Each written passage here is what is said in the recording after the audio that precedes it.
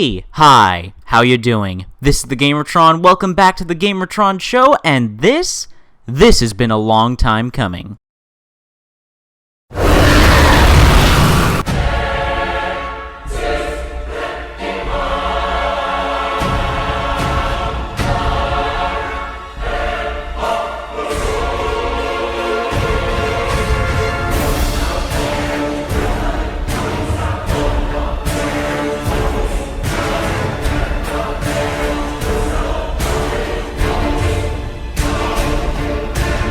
My top 10 favorite video game villains was my very first top 10 countdown video ever. It was an incredibly important video for my channel and for me. But it's been a long time since that video, and I've played so many new video games since then, and I've met so many more wonderfully, deliciously evil villains. I love evil. I love villains in fiction, in media, in storytelling. Villains to me are some of, if not the most entertaining and memorable characters, whether it be from books, television, movies, or of course, video games. And many a video game contain many a great villain, antagonists that stick with us even when we put the controller down, whether it be through their tragic backstory, their horrific actions, their devious personalities, or their dark and twisted designs. Whatever the case may be, however, I love villains, I love video games. You put the two together, and we're gonna have a good time. But now, no further delay, allow me to share with all of you my brand new top 10 favorite video game villains of all time. Number 10. Victor Valent from The Darkness 2. What happens to you is of secondary concern. I only care about one thing. I want the darkness!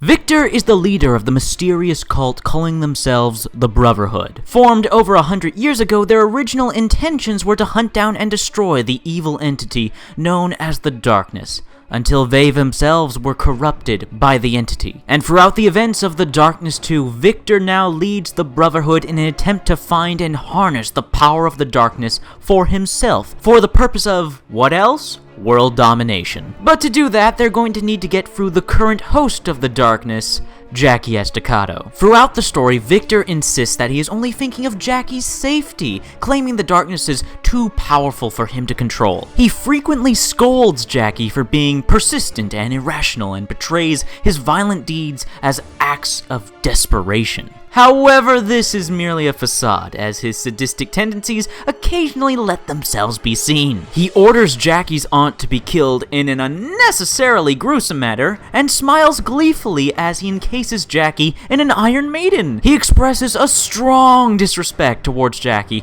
labeling him as unworthy and intellectually inferior. Throughout this dark, twisted, and violent adventure, Victor's presence is there in some manner, whether it be in the background or the foreground, whether it be in your face interrogating you and insulting you, or working through the shadows, manipulating, pulling strings, and ordering his minions. Now, there's a lot of terrible people in the Darkness universe, but Victor is the only bad guy, the only real antagonist who stands a chance against Jackie and the Darkness. Keep in mind, the symbiotic relationship between Jackie and the Darkness makes their power on a godlike level. You'd have to be incredibly brave or incredibly stupid to take them on. But Victor and his Brotherhood not only take on Jackie and the Darkness, but have them put their backs up against the wall, have them running, put both Jackie and even the Darkness in a state of helplessness and despair. And near the end of the game, Victor almost actually wins. And that's why I like Victor as a villain so much, not only for his incredibly menacing and creepy design, or the incredible voice work of William Sallers that brings this character to life, but for the fact that he basically goes up against the devil himself and comes out victorious. Makes you wonder how powerful, how deceptive, and how evil you gotta be to pull off a feat like that. Well, you gotta be the equivalent of Victor Valent. Number 9. General Serrano from Bulletstorm. Always wanted to fuck you, and now you come to fuck me. After all I did. You killed my father! Sure I did. General Serrano is one of the most absolutely despicable pieces of shit I have ever seen brought to life in a video game. He's a loudmouth, a potty mouth, a brutal murderer, liar, manipulator, and quite frankly, overall... Well now, hold your dick for 1 second, you fungal rim job. General Serrano is the previous general of Dead Echo, a Black Ops team led by the game's protagonist, Grayson Hunt. General Serrano is also the current leader of the Confederate Army, the tyrannical superpower of the Bulletstorm universe. Serrano manipulated Grayson's team to do some ugly shit. Basically, he tricked Dead Echo into killing innocent people when Serrano told Grayson that they were killing criminals. Yeah, I'd describe that as some ugly shit. But wait, it gets better. I mean worse. General Serrano attended a military academy when he was younger and rose to the rank of general. Described as a dick with the mouth of a sailor by a Bulletstorm producer, his somewhat deranged appearance, irrational actions, and barrages of insults could lead one to question his sanity. And through the course of the game, it becomes incredibly apparent that he is, in fact, a sociopath, with a complete disregard for all life but his own, while at the same time taking great pride and joy in manipulating others to kill each other while killing others himself. But wait, it gets better!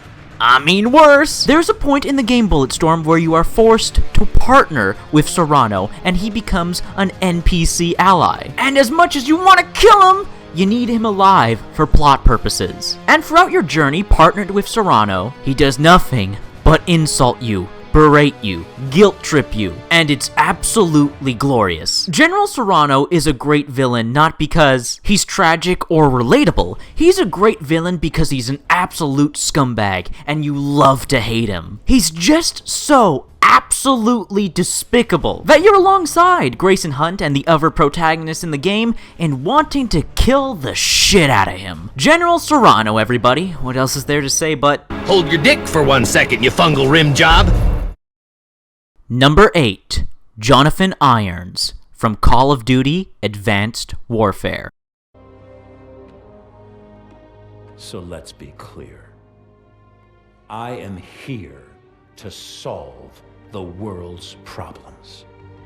And I believe the world's problems begin with you.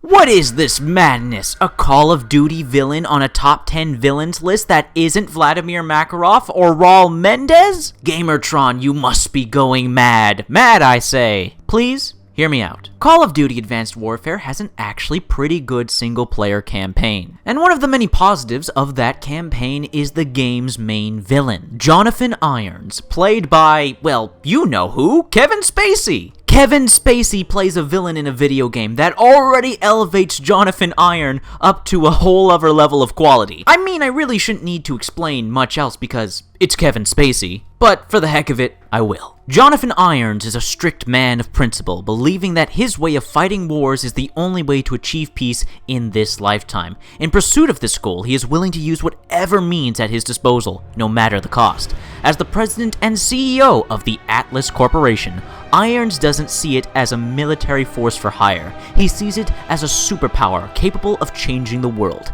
and has spent the majority of his adult life strengthening it. However, after the death of his son Will, Irons gained an obsession with absolute power, soon hoping to enact his vengeance against those he blamed or stood in his way, including the very governments that hired his company. Irons' menacing nature is further seen when Mitchell, the protagonist of the game, discover POWs who died from medical experimentation with a genetically engineered virus at an Atlas prison camp. However, the event that effectively caused Irons to snap was a terrorist plot to force nuclear reactors around the world into a meltdown, using a scientist that the protagonist rescued in an earlier mission. Rather than warn the people of the world of this upcoming danger, Irons murdered the scientist, letting thousands of innocents die for personal gain in order to improve Atlas's public image.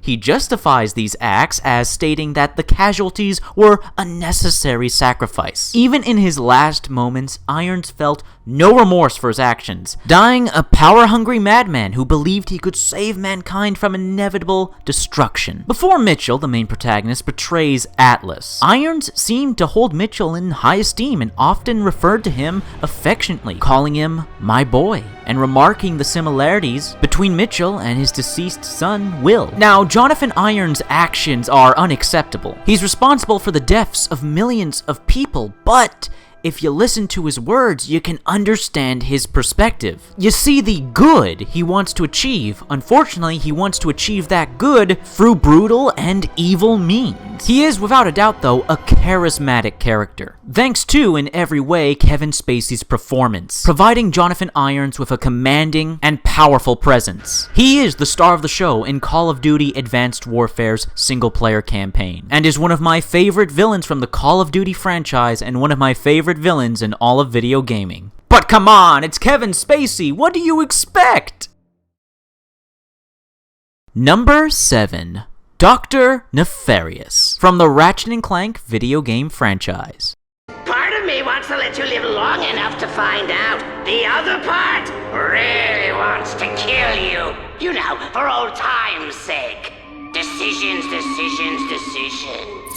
Dr. Nefarious is the embodiment of a Saturday morning cartoon villain come to life in a video game. He's diabolical, maniacal, over the top, comical. He knows he's a villain and he loves every second of it, while being a tad bit insane to boot. While I won't go through the entirety of Nefarious' story throughout the Ratchet & Clank games, we'll be here all day, I will give you a basic rundown. Dr. Nefarious was a robotic scientist who hated all organic life forms. He was the arch enemy of so-called superhero Captain Quark, and later also became the arch nemesis of Ratchet & Clank. Throughout the Ratchet & Clank games, Dr. Nefarious has had many an evil plot. To turn all organisms in the galaxy into robots, a plan to gain control of time itself and remake history, amongst many other galaxy-dominating schemes. And where there is Dr. Nefarious, there is always his faithful robotic butler Lawrence, always there to offer aid, poke fun at Nefarious, and pointing out the obvious. Dr. Nefarious is categorized as being extremely evil.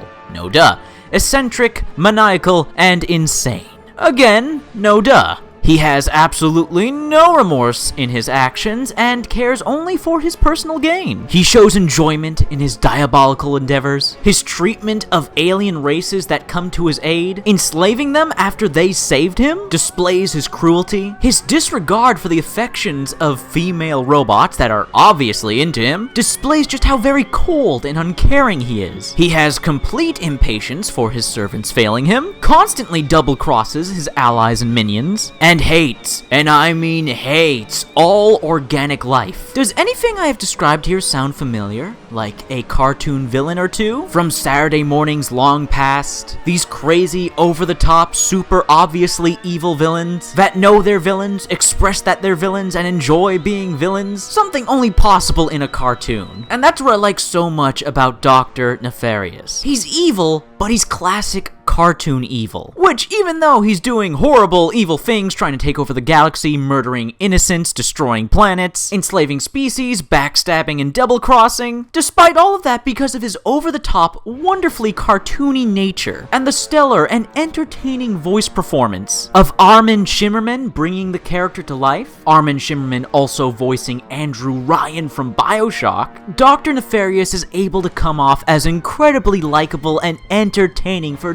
just how cartoonishly evil he is, which is also helped by his brilliantly entertaining cartoonish mannerisms and animations. He's just a blast to watch and listen to, whether he's laughing maniacally in victory or in a rage over his defeat. Dr. Nefarious is just an awesome video game villain.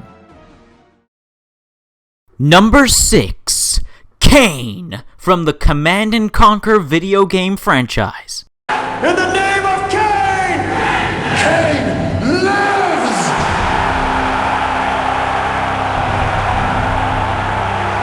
Rule of thumb, Hassan. You can't kill the Messiah.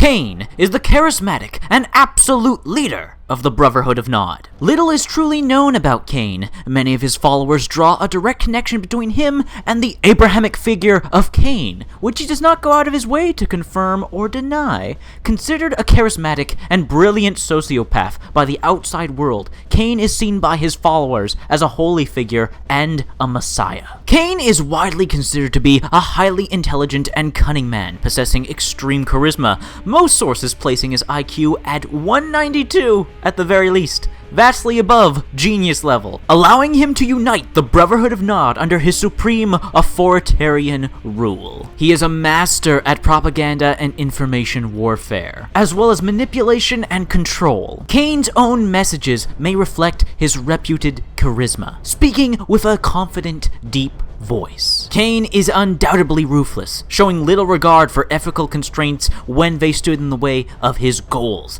and willing to sacrifice thousands or millions of people in order to succeed. But at the same time, he does not appear to be without sympathy for the plight of human suffering. Perhaps the most remarkable trait of Cain is his apparent survivability and seeming immortality, despite being supposedly killed 3 times, or at least subjected to harm easily sufficient enough to be fatal in most cases. Cain has repeatedly managed to resurface after his demise. Within the Brotherhood of Nod, Cain is viewed as a prophet and considered an immortal. He has lived through over 100 years without aging. Although Cain does not go out of his way to confirm or deny the wide variety of views and theories regarding himself, his followers are absolutely loyal to him and the Brotherhood's ideals. They would fight for the Brotherhood, but die for Cain. However, the opposing faction, the good guys of the Command & Conquer universe, the GDI, on the other hand, consider him to be the single most threatening man to the status quo,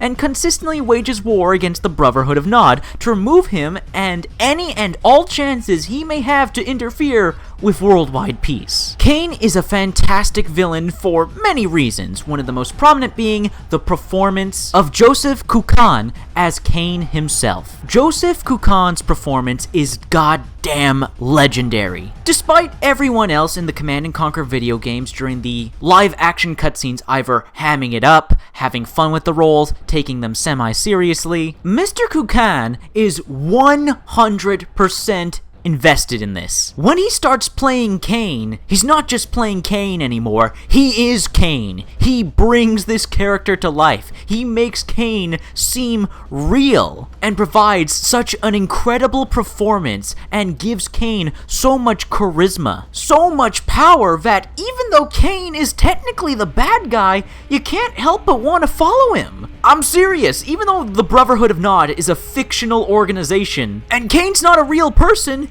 if they were, however, I'd sign up for the Brotherhood of Nod right away, and I'd do it for Cain. He has that much charisma, that much influence. When Cain is on screen, when Cain is speaking, he has your full attention. But next to his powerful, engrossing performance, there's also the mystery behind Cain. Because even to this day, nobody knows what Cain really is. Is he an alien? Is he Cain from the Bible? Or is he something else entirely? Nobody knows. And that mystery to Cain's character, who he is, what his true ultimate goals are, we'll never know. And all this and more is why Cain is one of the greatest video game villains of all time, and one of my favorite video game villains of all time. All hail the Brotherhood of Nod! All hail Cain! Peace through power!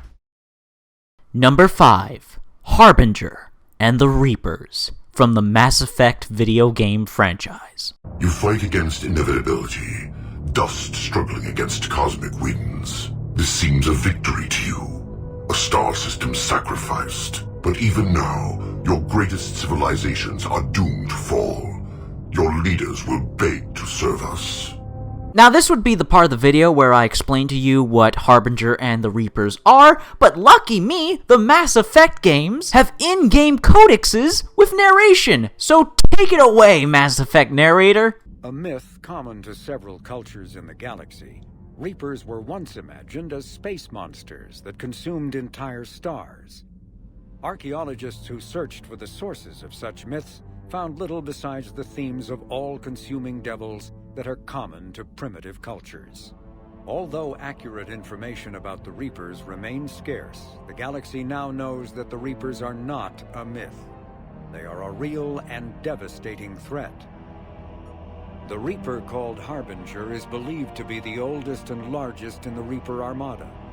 From the reaches of dark space, Harbinger managed to control the Collectors, a race of human-sized insectoid bipeds, as it sent them on a campaign to kill and gather humans from vulnerable colonies. The Collectors became a terrifying force in the galaxy, responsible for the murder of hundreds of thousands. Surviving colonists have described the tone of Harbinger's threats heard through the Collectors as they attacked as visceral and terrifying. And with all that being said, Harbinger and the Reapers are a simply terrifying foe, and one of the most imposing and threatening forces of evil in video game history. Despite not having as much screen time or as much personality and character development as the other villains on this list and the villains to come, what makes Harbinger and the Reapers such great villains? And some of my favorite video game villains is their presence and impact on the world of Mass Effect. The Reapers are the plot of Mass Effect. They are the driving goal of Mass Effect. Stop the Reapers. Throughout the majority of the Mass Effect trilogy, outside some hostile alien wildlife and some mercenaries, your main foes that you will be engaging throughout the Mass Effect trilogy will be the minions of the Reapers or the Reapers themselves. The Reapers are also one of the driving forces, one of the primary causes of most of the suffering in the galaxy, completely annihilating and consuming entire civilizations, manipulating the politics of civilizations through their embedded agents, manipulating and creating needless violence, war, all for the sake of experimentation and preparation for their inevitable arrival. Harbinger, the first and oldest of the Reapers, also seemingly has his own independent agendas, while being egomaniacal and pretentious, seeing himself and all of Reaper kind almost as gods, and other species as inferior insects, whose only purpose is to be exterminated, harvested, and experimented on. And just the design of the Reapers themselves, truly imposing. Titanic squid-like machines, firing red laser beams and annihilating everything in their paths. And then there's the twisted and sickening process of how they transform alien races into their mind-controlled zombified minions. Just everything about the Reapers, their lore, their backstory, their visual designs, their sound effects, their horrific schemes and intentions. Quite frankly, in my opinion, Harbinger and the Reapers are some of the most imposing, threatening villains and forces of evil in video game history. Number 4. Apollon from For Honor. Who do you think you are? War. I am war.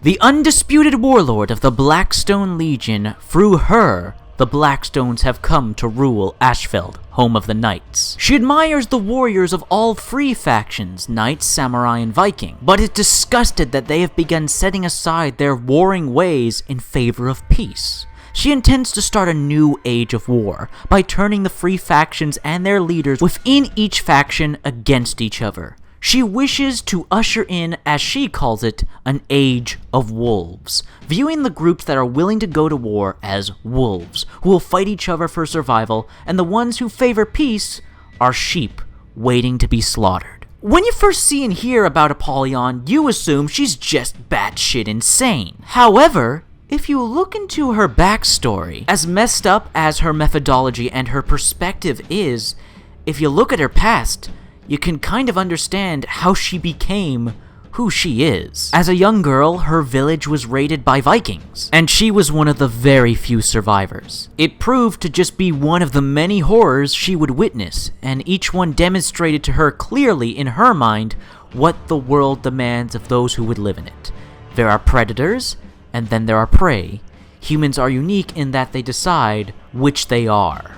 She spent her youth training to fight as a criminal, as a soldier, and later as a warden. When the Knights of Ashfell grew tired of the Iron Legion's disinterested rule, Apollon was among 15 founding war masters of the violent and ambitious Blackstone Legion. 8 of those war masters tried to become the warlord of the Legion. Apollon killed them all and became the undisputed warlord of the Legion, and since then took a demon name as a reminder of what you must become to change the world.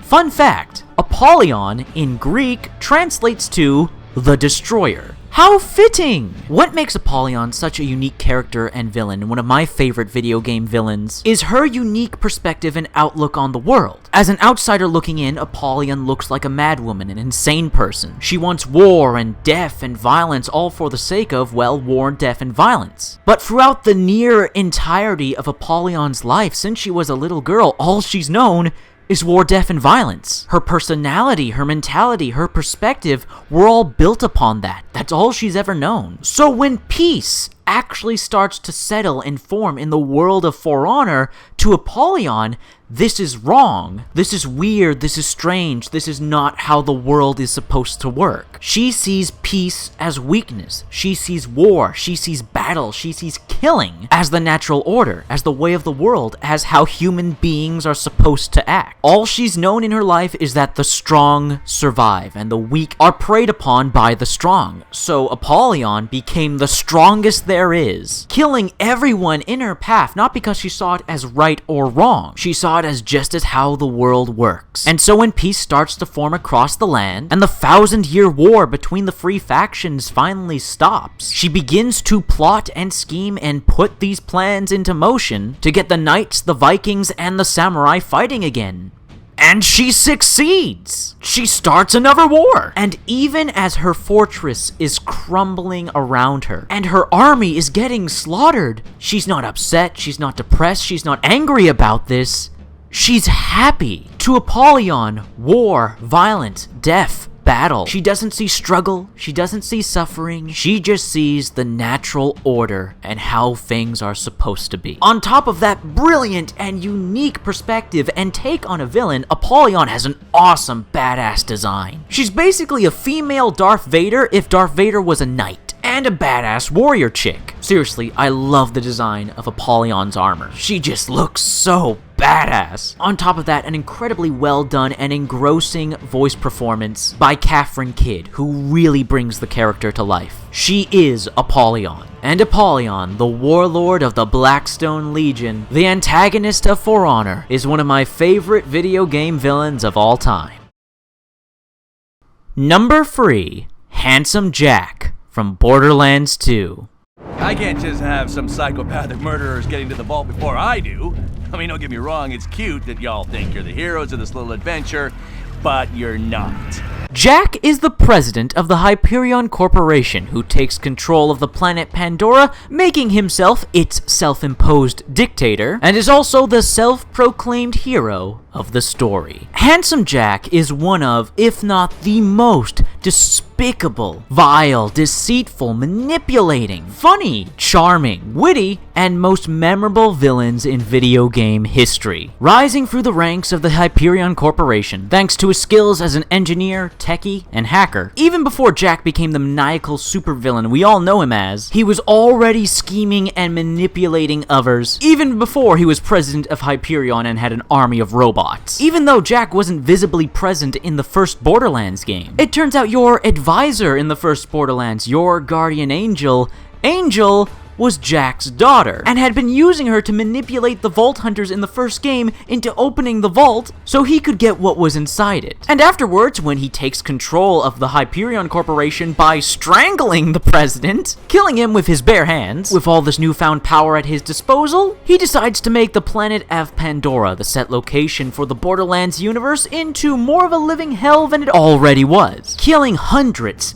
thousands of innocent people, men, women, and children, including having several captured, tortured, and have experiments done on them. And he once again uses his daughter Angel to manipulate a new set of Vault Hunters in order to help him crush what's left of Pandoran resistance. Oh yeah, and his daughter just so happens to be an all-powerful siren, super important and powerful character species in the Borderlands universe. And like any loving father, imprisons her for most of her life in a control core, so he can use her power for his own means. And the list just goes on, and on, and on, and on, of the horrible, horrible, horrible things Handsome Jack has done. The laundry list of people he's murdered. And despite common sense pointing to him being a sociopath, a psychopath, and a mass murderer, he believes in his heart of hearts that he is the hero, that everything he is doing is for the greater good, that he's here to save the day, that all the people he's killed or has had killed were evil bandits or stupid people. They were in the way. It's their fault they're dead. They should have just done what he told them to do. But despite how horrible of a person Handsome Jack is, he still manages to be funny, witty, and charming. Egomaniacal, of course, but still incredibly entertaining throughout your journey in Borderlands 2. He is constantly calling you, insulting you, harassing you, guilting you, egging you on. Always sure to share his thoughts on what's going on and your progress. Handsome Jack is the ultimate villain that you love to hate and hate to love. Because he's such a horrible person and he's done so many horrible things, he becomes one of, if not the sole motivator for playing Borderlands 2 and beating the story. To kill Handsome Jack. Hell, the vast majority of the story revolves around and is building up to you stopping Jack, killing Jack. And that's the sign of a great villain. That's the sign of a great video game villain, when they become the stars of the show. When you are playing the game and you want to beat the game because of them. Handsome Jack, the video game villain we all love, but we want so badly to kill. Number 2. Corvus, from Divinity Dragon Commander. The more I play Divinity Dragon Commander, the more I interact with Corvus, the more I think about Corvus, the more I realize he is one of the most brilliant and ingenious video game villains of all time, and as Divinity Dragon Commander has grown on me with age, so has this magnificent antagonist. I still remember my very first playthrough of Divinity Dragon Commander, when I had no clue that Corvus existed. I remember the shock, the horror, the surprise when your advisor, your friend, the wizard Maxos tells you, hey, you know your giant flying capital ship? Your base of operations, your home throughout the entire game. The only reason it's flying through the air, the thing that's powering it, is a big-ass demon. Your ship has a demon for a heart. And all these years later, I still remember my reaction when I first saw Corvus. Oh my god, this is so cool! Corvus is such a cool villain for so many reasons. One, of course, his incredibly imposing and horrific design. Nightmarish, imposing, with a little Lovecraftian influence sprinkled in. And then there's the fantastic voice work of Alistair Parker, who gives Corvus this deep, booming, intimidating voice with a heavy Russian accent. And since all of your interaction with Corvus is a one-to-one conversation, the voice work here would be integral, and Mr. Parker blows it out of the water, with Corvus having a truly haunting, memorable voice, and fantastic dialogue. But what cements Corvus as one of my favorite video game villains, and one of just the coolest video game villains of all time, is that he is not only your greatest adversary, and he admits it right off the bat, he lets you know right from the beginning that he is the engineer of the horrible situation you are in, as the protagonist of Divinity Dragon Commander, that he is responsible for the world at war. He is responsible for your mother and father's deaths. And despite all the horror and tragedy that he has caused, and he is going to cause, despite him being the undisputable villain of the story, he is also your greatest ally. Again, he powers your ship, your base of operations, your flying fortress. But at the price of a few blood sacrifices, Corvus is willing to do much more for you. Influence political opinions by invading their dreams. kill your enemies by terrifying them to death with nightmares. He can provide you with resources and weapons, give you the edge you need in your campaign to save the world, but at the cost of some blood sacrifices, of course. And when victory is in sight, when it looks like you've finally done it, you've defeated your enemies, you're bringing back the Empire, Corvus betrays you, as he basically made you well aware that he would, and gleefully, without hesitation, explains his schemes and his desires. Indeed I do. For all I desire is war. I pick no sides. I spare no creature. War, blood, dark days of death innumerable. That is what I crave. And all these things combined, his amazing design, voice work, his part in the story and plot, the fact that he is your arch nemesis and your greatest ally, the fact that he's there in your home base, your villain, your nemesis is there in your home base, and you can talk to him, you can visit him anytime. It just makes Corvus so unique, so threatening, so memorable. A true, one-of-a-kind villain that only video games can pull off, and one of my favorite video game villains of all time. And now, before I reveal my #1 favorite video game villain, it's time for a recap of the previous 9 villainous villains of video gaming.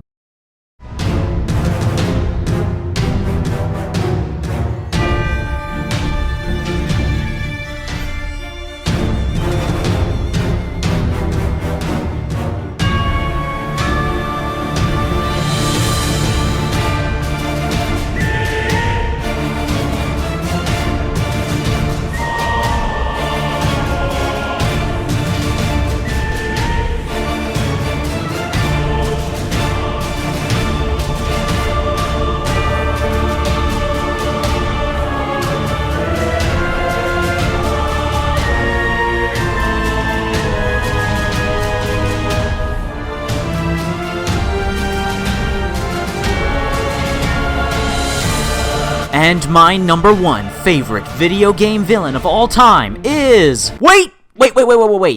Before I reveal my #1 pick, I gotta warn you all, massive spoiler warning here. If you have not played the video game Spec Ops: The Line, play Spec Ops: The Line, then come back to this video. I'm not joking. If you watch this video, if you see my #1 favorite video game villain, I will be spoiling the entirety of Spec Ops: The Line. I will be ruining the story of Spec Ops: The Line for you if you have not played it yet. So please, I'm being 100% serious here. If you have not played Spec Ops: The Line yet, turn back now. Stop this video here. Go play Spec Ops: The Line, and then come back. Spec Ops: The Line is such a fantastic video game, it's worth not spoiling yourself over its fantastic story. So, stop the video here, go play the game. In the meantime, I'm going to count down to 5, and then we're going to get back, and I'm going to reveal my #1 pick. So here we go.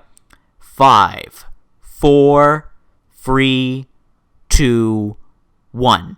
So either you don't care about spoilers, or you've played Spec Ops: The Line. Alright, let's get into this. And my #1 favorite video game villain of all time is...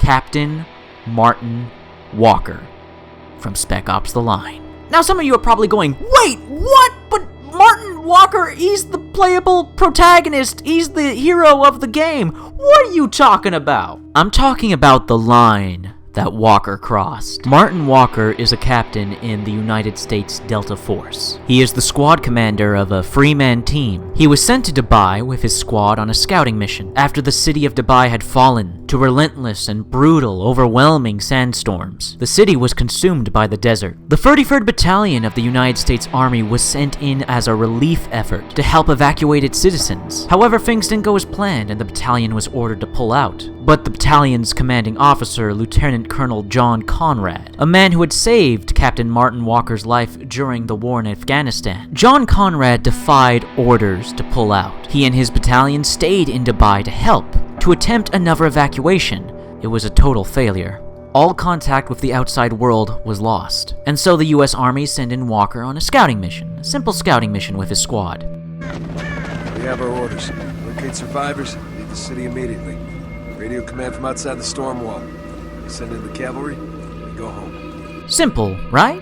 What could go wrong? Well, Walker and his squad find survivors, and they're hostile. After defending themselves from the hostile survivors, instead of following orders, following procedure, Walker decides to bend the rules a little. I mean, they were just attacked, and there's US soldiers in danger. The 33rd Battalion's alive, and they're under attack. Who are these hostiles? Why are there gunfights breaking out? Walker wants to know the truth. He wants to know what's going on here in Dubai. I mean, wouldn't you? So instead of turning back, following orders, they head deeper into Dubai. They encounter more and more hostiles. They have to shoot and kill more and more people, in self-defense, of course. I mean, it was them or us. Then you find the damn 33rd, and they're hostile.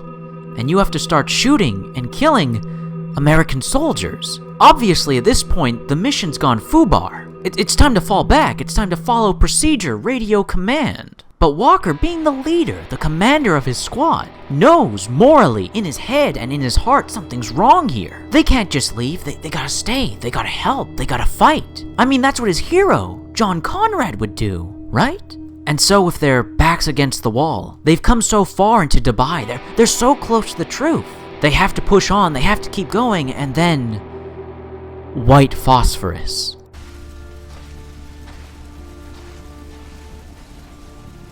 Are those... civilians? Where'd they come from? There's no camp here. They took them from the nest. That hotel back at the storm wall? No, those can't be the civvies that got kidnapped. It's not possible. Yeah, it is. That's why Gould stormed this place. He didn't want the king. He was trying to rescue his people. This is your fault, goddammit! Stop right there, Lugo. What it is, he wouldn't have a choice. He turned us into fucking killers. That's enough, Sergeant. No! Control yourself. No! We need to keep moving. I mean, after all, this wasn't their fault. They had no choice, so who's to blame here? Who's the villain of the story? Well, it's John Conrad. He's gone crazy. He's betrayed everything that he stands for. Conrad did this. It's Conrad's fault. And so Martin Walker leads his squad through the rest of Dubai in the sake of righteousness and vengeance. He loses his squad mates along the way, kills Lord knows how many more people, and then finally makes it. He finally gets to the top of the tower and confronts Conrad. But what does he find? A corpse. Nothing there. Conrad's been dead this whole time. But if Conrad's dead, then who's the villain? Then who's to blame? Who's the cause of all this tragedy and death? Well, it's you, Walker. It's been you the whole time. Throughout Captain Martin Walker's tragic and twisted adventure through the fallen city of Dubai, he's been suffering all the death, all the tragedy, all the horror. It got to him. It broke him. The white phosphorus, it broke him. PTSD took over. And Conrad, well, it was merely a fiction of his imagination, a moral scapegoat, a villain, so that Walker was still the hero of his story. All the death, all the destruction, all the sacrifice, all the tragedy, all the suffering is because of Walker. Because Walker wanted so badly to be the hero that he always saw John Conrad as. What's that saying again? The road to hell is paved with good intentions. All the people that have died in Dubai, all the people that Walker killed, didn't need to. All you had to do was turn back, Walker. All you had to do was turn back. Outside of the incredible narrative and character study and character development for Captain Martin Walker throughout your twisted journey through Spec Ops: The Line, there is also the incredible voice performance of Nolan North as Captain Martin Walker. Nolan North gives it his all in this performance. In the beginning of the game, Walker has this calm, collected, in-charge tone and persona about himself, but as the game progresses, as things get more and more shit, Martin loses it. He loses his cool. Walker goes off the deep end, and you feel the anger. You feel the desperation in his voice. A truly powerful and amazing voice performance by Nolan North. And then there's the beautiful and brilliant symbolism throughout the game where the more and more you progress through the game, the more and more Walker's mental state begins to break down and his physical appearance just looks more and more fucked up. Captain Martin Walker is the centerpiece of Spec Ops: The Line. He makes the game. He is the protagonist and the antagonist. He is a deconstruction of video game protagonists, a first-person shooter of military shooter video game protagonists. He is a deconstruction and representation of you, the player. Captain Martin Walker is the true villain of Spec Ops: The Line because he tried so hard to be a hero. And Captain Martin Walker is my favorite video game villain of all time because he wanted to be the hero. So tell me, Walker, do you feel like a hero yet? I'm going to count to 5, then I'm pulling the trigger. You're not real. This is all in my head. Are you sure? Maybe it's in mine. 1. No. Everything. All this. It was your fault. If that's what you believe, then shoot me. 2. I didn't mean to hurt anybody. No one ever does, Walker. 3. 4. Is this really what you want, Walker? Anyways, guys, that's been a video. This has been my top 10 favorite video game villains of all time. Share the video on social media, Twitter and Facebook, and if you want to help me out and support me directly, well, there's always Patreon. Anyways, this has been a video, and I'll see you all later. Long live video game villains.